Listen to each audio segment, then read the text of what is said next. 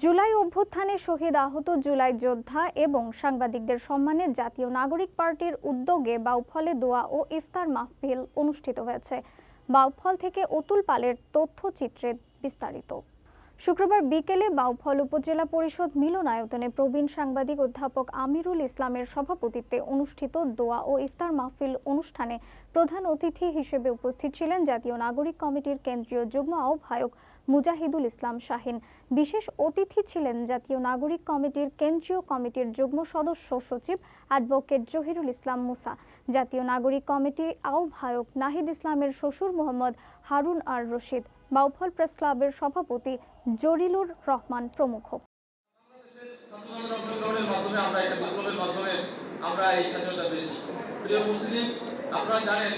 প্রত্যেকটা বিপ্লবের পরে বাংলাদেশে নতুন দল হয়েছে। এই বিপ্লবের চেতনা ধারণ করে আপনারা 1971 সালে দেখবেন বাংলাদেশ আওয়ামী লীগ ছিল।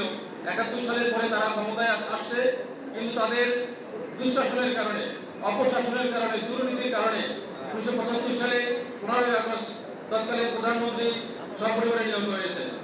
এবং পরবর্তীতে দেখবেন জিয়াউর রহমান বাংলাদেশের স্বাধীনতার ঘোষক ছিলেন। তিনি তখন 1988 সালে দল গঠন করেন। এই আমরা যদি 1975 সালে একটা বিপ্লব ধরি, তাহলে তার পরবর্তীতে 1978 সালে নতুন দল হয়। সেই দল হওয়ার পরে 1989 সালে গিয়ে ইলেকশনের মাধ্যমে বিএনপি সরকার গঠন করে। এরপরে 1982 সালে শহীদ প্রেসিডেন্ট জিয়াউর রহমান মারা যাওয়ার পরে আবার জাতীয় পার্টি নামে একটা দল আসে। এর পরবর্তীতে বিভিন্নভাবে গণতান্ত্রিক উপায়ে যে দলগুলো ক্ষমতায় আসছে, সর্বশেষ 2009 সালে বাংলাদেশ আওয়ামী লীগ ক্ষমতায় আসার পরে এই আওয়ামী লীগ আপনারা দেখেছেন তারা কিন্তু পরিবর্তনের কথা বলে বাংলাদেশের মানুষের ভোট নিয়ে আসছেন। আপনাদের মনে আছে যে 10 টাকায় চাল খাবো, 9 টাকায় ভোট দেবো এই কথা বলেছেন, কিন্তু তারা কি সেই কথা রাখতে পেরেছিলেন? সেই কথা রাখতে পারেন নাই। এবং বাংলাদেশের মানুষের উপরে একটা ফ্যাসিস্ট শাসন চাপিয়ে দিয়েছে। তারা মানুষকে ভোট দিতে দেন নাই, দিনের ভোট রাতে নিয়েছেন এবং এমন কোনো জায়গা নাই যেখানে তারা। অনুষ্ঠানে অন্যান্যদের মধ্যে বক্তব্য রাখেন জুলাই অভ্যুত্থানে শহীদ বাউফলের সাংবাদিক মোহাম্মদ মেহেদি হাসানের পিতা মোহাম্মদ মোশাররফ হোসেন।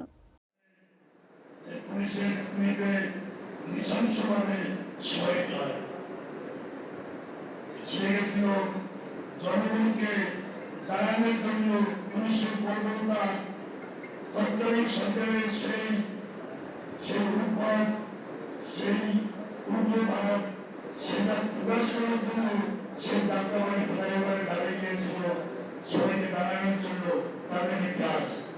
কিন্তু সর্বশেষ ইতিহাস জানাতে পারে নাই।